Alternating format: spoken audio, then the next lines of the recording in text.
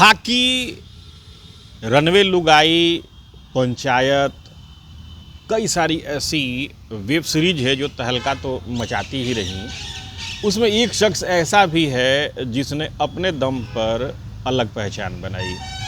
वो शख्स है बुल्लो। मूल रूप से नवादा के रहने वाले बुल्लो ने जिस वेब सीरीज में काम किया, अपनी अलग पहचान छोड़ दी।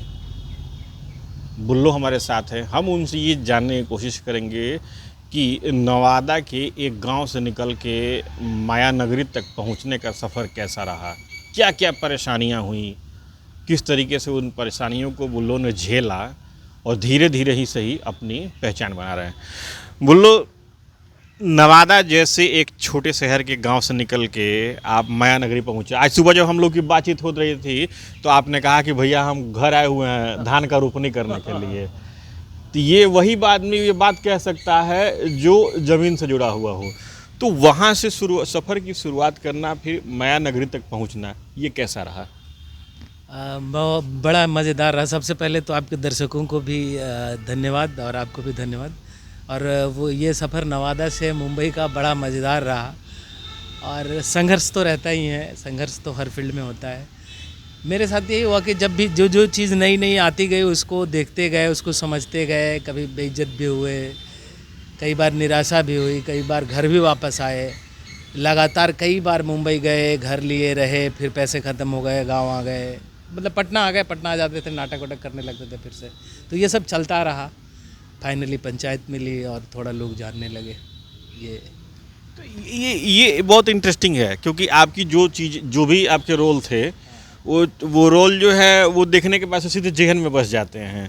जैसे कि खाकी का वो एक सीन था जब आप एसआई हैं उसमें और अपने थाना प्रभारी को मटन खिला रहे हैं और वो एक लाइन का एक डायलॉग था आपका, वो सीन भी बड़ा मतलब इंटरेस्टिंग है। वो क्या था, जरा उसके बारे में बताएं। था कि एक आता है कि उसको धमकी दिया है, मुखिया का इलेक्शन लड़ना है उसको, तो उसको कोई धमकी दिया है कि तुम्हारी बीवी का बाकी ज़िंदगी, यदि इलेक्शन लड़ोगे तो तुम्हारी बीवी का बाकी जीवन विधवा साड़ी में गुजरेगा। वो आया है रपट लिखाने थाने में। तो हम बोलते हैं कि धमकी पर कौन FIR होता है जी, नेता इतना भी ज्ञान नहीं है, जाइए मर्डर होगा तब आइएगा। तो वो भी वायरल हुआ था, वो भी सीन वायरल था। और मटन खाने वाला जो था, हाँ, मटन में था क्या कि बोलते कैसे किलो है यहाँ मटन। थानेदार अभिमन्यु जी पूछते हैं कि कैसे किलो है मटन। तो बोले हम लोग को क्या पता भैया, हम लोग को तो फ्री में मिल जाता है, तो हम लोग को रेट कहाँ पता है। ऐसा कुछ था। तो ये था। तो ये तो खाकी का था। खाकी की हाल अभी बहुत चर्चित वेब सीरीज रही। पंचायत जो है ये किस तरीके से आपके लिए टर्निंग पॉइंट बना? क्योंकि पंचायत को जब ये पहला इसका इशू आया तो लोगों ने उसको हाथों हाथ लिया, तो वो कैसा रहा और उसमें आपका किरदार क्या है, ये बताएं। पंचायत मुझे मिली, हम मुंबई में ही थे और सीज़न 1 आ चुका था पंचायत का। तो मैंने भी देखा था और हर एक्टर चाहता है कि ऐसी सीरीज़ जो सबसे ज़्यादा देखी जाए, ज़्यादा पॉपुलर हो, उसमें एक्टर यदि होता है तो उसका थोड़ा वैल्यू बढ़ता है, एक्टर का नून होता है। तो हम घूम रहे थे, अचानक पता चला, मुझे एक दोस्त ने बताया कि कास्टिंग हो रही है पंचायत की। तो एक लड़के का नंबर मिला जो कास्टिंग कास्टिंग एजेंसी है, वहाँ वो काम करता था, नया नया था। उसको नंबर ले करके उसको प्रोफाइल भेजे, उधर से फिर ऑडिशन के लिए आया और ऑडिशन बना करके भेजे। उस समय लॉकडाउन के बाद फिर घर से ही ऑडिशन चल रहा था कि घर से आप ऑडिशन बना के भेजें। तो उसके बाद फिर उधर से कॉल आया कि आप फाइनल हो गए हैं। तो वो पंचायत में रहने की खुशी जो होती कि पंचायत में आप होंगे, पंचायत जैसे हिट वेब सीरीज़ में, तो वो खुशी थी। फिर सेट पे जाने के बाद रात में जब पहला दिन शूट था मेरा, तो मुझे नींद नहीं आ रही थी कि यार क्या करूँगा मैं, क्या एक्टिंग करूँ, क्या विशेष करूँ कि मेरी भी पहचान बने पंचायत से। लेकिन फाइनली सब शूट अच्छा से हुआ और अच्छा काम हुआ, अच्छे लोग। बुल्लू एक ऐसा शख्स जो गांव से निकलता है, माया नगरी जाता है। यद्यपि आज कई प्रारूप आ चुके हैं जहां पे अगर आपके पास प्रतिभा है तो आपको मौका मिल सकता है, लेकिन माया नगरी तक पहुंचना और वहां पहचान बनाना ये कितना मुश्किल है, ज़रा इसके बारे में बताएं। अभी तो अब सोचते हैं तो लगता है कि नामुमकिन है। मतलब ऐसा सच में बहुत फील होता है ये कि ये बड़ा मेरे लिए नामुमकिन था, क्योंकि एक तो बैकग्राउंड भी नहीं कुछ मेरा था, ऐसा कोई बेस भी नहीं था कि मुझे पैसे। पहली बार जब गए थे घर से मुंबई, तो उस समय भी एक शो आता था हंसी का तड़का, उसके हम फर्स्ट रनर अप थे, मतलब रनर अप होता है ना, रनर अप हुए थे। तो उसके बाद बाबूजी को बोले कि हमको मुंबई जाना है, तो वो 25,000 रुपये दिए थे मुझे उस समय। 25,000 रुपये ले करके गए और कुछ दिन रहे, फिर पैसे ख़त्म हो गए। पैसा ख़त्म हो गया तो जो भी घर 2-3 दोस्त मिल के घर लिए थे, तो फिर धीरे कुछ दिन तक तो किसी तरीके से चलाए, पटना में ही नाटक, नुक्कड़ नाटक और ये सब कर करके किराया भेजते रहे। फिर दोस्त जो साथ में था वो बोला कि क्यों भेजता है किराया जब तुम यहाँ रहते नहीं, तो वो छूट गया। फिर आ गए, फिर पटना, फिर आ गए, फिर NSD और ये सब के चक्कर में लगे रहे। फिर यहाँ जो भी काम मिलता रहा करते रहे। जब फिर पैसे थोड़े से कमाए, नुक्कड़ नाटक और ये सब करके, फिर कुछ दिन बाद मुंबई गए, जब ये गुटरू गुटरगू आई थी। तो उस सब के उसके बाद लगा कि चलो अब एक तो एक फ़िल्म कर लिए हैं, तो अब फिर से जाते हैं मुंबई, शायद कोई काम मिले। उसके बाद फिर से घर लिए, और उसके बाद हम करीब 2-2.5 साल घर वहाँ रखे लगातार, लेकिन फिर कुछ नहीं हुआ, तो फिर से वापस पटना।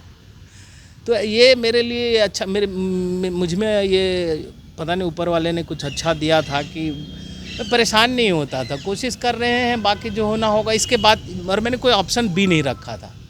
एक्टिंग में भी जैसे बहुत दोस्त लोग भी बोलते थे कि यूट्यूबर बन जाओ, कुछ उधर करो, कुछ करो, तो लेकिन मुझे था कि नहीं, सिनेमा करना है, मुझे इंडस्ट्री का एक्टर बनना है, फिल्म इंडस्ट्री का एक्टर बनना है। तो ये था दिमाग में और लगे हुए थे। लॉकडाउन के बाद तो जैसा कि सबके साथ परेशानी हुई थी, मेरे साथ और परेशानी ज़्यादा बढ़ गई थी कि मेरे मम्मी पापा ठीक लॉकडाउन के पहले गुजरे थे, तो और लॉकडाउन हो गया। तो मेरे भी दिमाग में अब चल रहा था कि घर पे ही वही खेती-बाड़ी कर ही रहे थे। खेती-बाड़ी 1 साल तो खेती-बाड़ी की ही। अब लगा था कि यही करेंगे, यही नाटक ग्रुप चलाएंगे, यही अब मेरा कैरियर होगा। मतलब पहली बार जो था उस टाइम में हम नाउम्मीद हो गए थे कि अब मेरा कुछ नहीं हो सकता इस इंडस्ट्री में। लेकिन उसी समय होता है ना कि जब आप पूरा सब कुछ खो देते हैं, उसी समय कोई भगवान इशारा करता है। तो उसी समय देखिए, बोलता हुआ मेरा रोआ खड़ा हो जा रहा है। तो उस समय मुकेश छाबड़ा कास्टिंग डायरेक्टर हैं, बड़े कास्टिंग डायरेक्टर इंडस्ट्री के। तो उनके यहाँ से कॉल आया कि एक ग्रहण सीरीज़ बन रही थी हॉटस्टार पे, बड़ी हिट सीरीज थी वो, तो उसके लिए कि आपको शॉट फाइनल किया गया है। तो उस समय हम गांव से लखनऊ जाते थे, और पहला लॉकडाउन शायद खुला था, हाँ। गांव से जाते थे लखनऊ, यहाँ पटना आते थे, पटना से लखनऊ, लखनऊ से फिर आते थे, गांव जाते थे। तो वो पहली सीरीज़ मिली। उसके बाद थे घर पे, वाइफ बोली कि अब इतना साल की, उसको भी कुछ उम्मीद लगी कि नहीं कुछ लगता है हो सकता है, तो बोले अब इतना साल किए हैं तो अब जाइए, हम यहाँ देख लेंगे। तो फिर से हम मुंबई चले गए, और जाना अच्छा रहा। कहते हैं ना, सबकी दुआएं हों, सब हो तो कुछ अच्छा होता है। अच्छा रहा कि पंचायत मिल गई फिर। अच्छा, मुझे एक बात बताइए, ये जितने भी आपने वेब सीरीज़ बनाए हैं, हालांकि वेब सीरीज़ तो किसी न किसी इंस्पायर्ड ही रहती है, जो उसमें गंवई जो शब्द होते हैं वो कितने मौलिकता को लेके आते हैं उसमें, वो शब्द क्या मतलब व्यूवर्स को अट्रैक्ट करने के लिए लिए जाते हैं, या उसकी जो स्क्रीन प्ले टाइट बना रहे, लोगों को बोझिल ना लगे, उसके लिए लिए जाते हैं? क्योंकि आपकी पंचायत का ही देख रहे हैं ना विनोद, ये बहुत फेमस है, लोग अब इसको आम जीवन में भी बोल रहे हैं। तो ये जो मौलिकता वाली जो डायलॉग होते हैं, ये क्यों लिए जाते हैं, ज़रा इसके बारे में बताएं। मुझे लगता है कि राइटर जानबूझ करके इसलिए लिखते हैं। एक तो एक चीज़ और होता है कि एक वो जो देसीपना है, वो जो गाँवपना है, वो बना रहे, क्योंकि शब्दों से ही तो गाँवपना आता है और कॉस्ट्यूम से आता है। नहीं तो हम और आपका कॉस्ट्यूम चेंज हो तो तुरंत गाँव वाले हो जाएं, और तुरंत हॉट टाई और कोट पहन लें तो शहर वाले हो जाए। तो एक कॉस्ट्यूम और दूसरी आपकी ज़बान। तो वो ज़बान जानबूझ करके कुछ कहीं कहीं तो शब्द हम लोग खुद भी जोड़ लेते हैं। जैसे कि अभी इस सीज़न में था एक जगह की सफ़ेद कबूतर, तो हम उसको किए थे उज्जर कबूतर। तो हम लोग चूँकि गांव में बोलते हैं, तो एक तो जो शब्द है, जैसे मगही के, मैथिली के शब्द हैं या भोजपुरी के शब्द हैं, वो शब्द भी जा रहे हैं। तो साहित्यकारों का या हमारा आपका ये जिम्मेदारी है कि उस शब्द को थोड़ा ज़िंदा रखें। तो कैसे ज़िंदा रहेगा? जैसे मेरी दादी जो शब्द बोलते थे वो गायब हो जाएंगे कुछ दिन के बाद। तो वो ये सब हमको लगता है कि काम भी है कि शब्द ज़िंदा रहे। तो इस कारण से भी, और एक आकर्षण तो ऑब्वियस होती ही है, पेस बना रहता है स्टोरी में, वो जो आप कह रहे हैं। तो बहुत सारे कारण हैं हमको लगता है कि इसके। अच्छा उल्लू, एक बात और मुझे बताइए कभी भी शूट करते समय ऐसा फील होता है कि मैं कहाँ था, कहाँ आया, या लोगों का ट्रीट कभी ऐसा लगे कि नहीं ये बिहार का है, कुछ अलग तरह से ट्रीट करना, ऐसा कुछ कभी फील हुआ है? नहीं, ऐसा तो मुझे बिहारी होने के नाते कभी ऐसा कुछ फील नहीं हुआ। हाँ, मेरे अंदर जो है कि थोड़ा मैं बहुत क्या बोलते हैं उसको कि अंदर अंदर रहता हूँ थोड़ा। हाँ, हाँ, तो मुझे हर लोगों से ना एक अजीब सी पता नहीं भय रहती है कि क्या पता ये क्या सोचे, हम इससे बात करें तो क्या पता मैं इनसे यदि पेमेंट बोलूँ तो ये बुरा तो नहीं मान जाएंगे। तो ये सब वाला मेरे अंदर था, तो वो थोड़ा हुआ है, मेरा चलता है, कभी कभी होता है, उसका नुकसान होता है। और बिहारी होने के नाते तो कभी किसी ने नहीं पूछा, उम्मीद करते हैं कभी कोई पूछे तो उसका जवाब भी देंगे हम। अब बोलूँ, मुझे ये बताएं कि पंचायत आई धमाल मचा रही है अभी भी, आने वाले दिनों में क्या प्रोजेक्ट है? आने वाले मेरे प्रोजेक्ट है, एक बहुत खूबसूरत फिल्म है, श्रुति आनंदिता वर्मा डायरेक्ट की है, अमिताभ वर्मा लिखे हैं, वो बिहार से ही हैं, समस्तीपुर से, FTI पास आउट हैं अमिताभ वर्मा, तो नामी राइटर भी हैं वो, तो वो लिखे हैं उसको, और श्रुति आनंदिता वर्मा डायरेक्ट किए हैं, वृंदावन फिल्म का नाम। और एक फिल्म है अभी संघाई फिल्म फेस्टिवल में उसको बेस्ट डायरेक्टर और बेस्ट एक्टर का अवार्ड मिला है, उसमें भी मैं हूँ। उस फिल्म का नाम है in the name of fire स्वाहा। और एक फिल्म है तरेंगन, जो कि अभी शायद उसकी स्क्रीनिंग भी है 11 को पटना म्यूजियम, आज ही डायरेक्टर फ़ोन करके, वो भी वो नवादा का ही राइटर डायरेक्टर है, तो वो फिल्म है। एक जाइए आप कहाँ जाएंगे पंचायत है, सॉरी जाइए आप कहाँ जाएंगे है, और पंचायत के अगला सीज़न भी है तो वो भी है। एक और सीरीज़ है जो कि MP बैकग्राउंड पे है, ये क्या बोलते हैं, सरपंच साहब नाम से नई वेब सीरीज़ है, वो है। और आपको और कौन सा प्रोजेक्ट है? हाँ, यही सब है। एक अंतिम सवाल मुझे बताएं, आपको कैसा रोल फिट लगता है, ये करने में मज़ा आएगा? कभी मतलब ऐसा है कि मतलब लगे कि नहीं यार यही रोल करेंगे तो मज़ा आएगा? मुझे लगता है कि मुझे कॉमेडी बहुत पसंद है। आजकल मुझे लोग नेगेटिव भी, जैसे ग्रहण में मैं नेगेटिव कैरेक्टर था, तो वो करने के बाद रिस्पॉन्स अच्छा आया, तो कॉमेडी और नेगेटिव कैरेक्टर मुझे ज़्यादा अच्छा लगता है।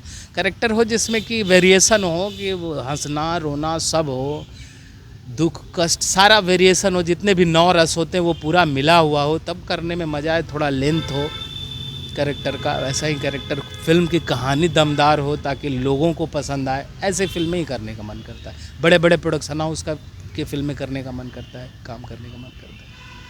चलिए, तो ये थे बुल्लू, जिन्होंने बहुत तफसील से इन बातों को बताया कि किस तरीके से इनकी जर्नी शुरू हुई, नवादा से पटना, पटना से मायानगरी की। कई और फिल्में और वेब सीरीज भी बुल्लू की आने वाली है, जिसमें इनको हम देख सकते हैं। हमारी भी शुभकामनाएं हैं कि बुल्लू की जो ये वेब सीरीज और फिल्में आए तो वो धमाल मचाए, और गवई अंदाज जो बुल्लू की पहचान रही है, उसके परचम को ये ऐसे ही बुलंद करते रहें। Sujeet Kumar, TV9 digital, Patna.